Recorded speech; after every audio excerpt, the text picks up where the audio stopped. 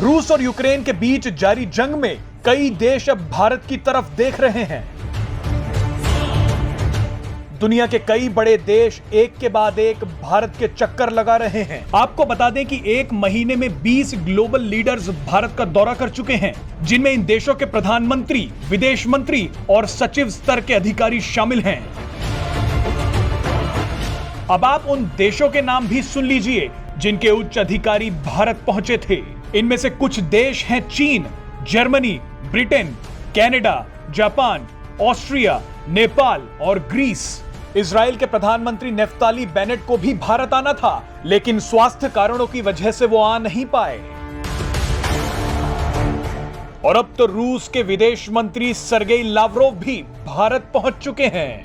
भारत अब दुनिया का केंद्र बिंदु बन चुका है और यही बात अमेरिका को चैन से बैठने नहीं दे रही।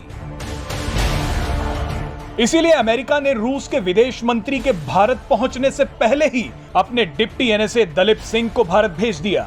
अमेरिका की कोशिश है कि रूस के साथ व्यापार करने के लिए कोई देश आगे ना आए, लेकिन रूस पर लगाए गए अमेरिकी प्रतिबंधों का कोई असर होता दिख नहीं रहा है।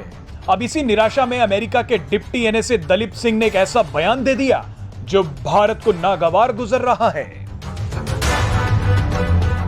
दलीप सिंह ने कहा है कि अगर एलएसी पर चीन फिर कोई हरकत करता है तो रूस भारत की मदद करने अब नहीं आएगा।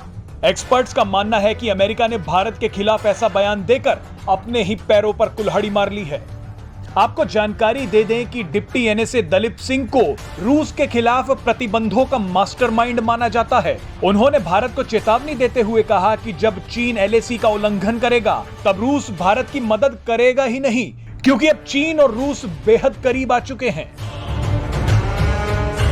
यहां अब आपको एक बेहद ही दिलचस्प चीज बताते हैं। हाल ही में अमेरिका के सहायक रक्षा सचिव एली रेटनर ने भी भारत और चीन को लेकर एक बयान दिया था।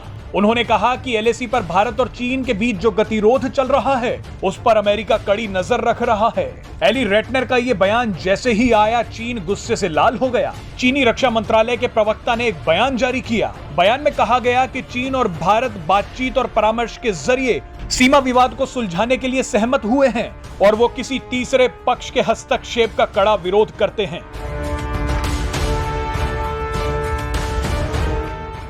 Presenting B News app, available on Google Play and App Store. Download it now.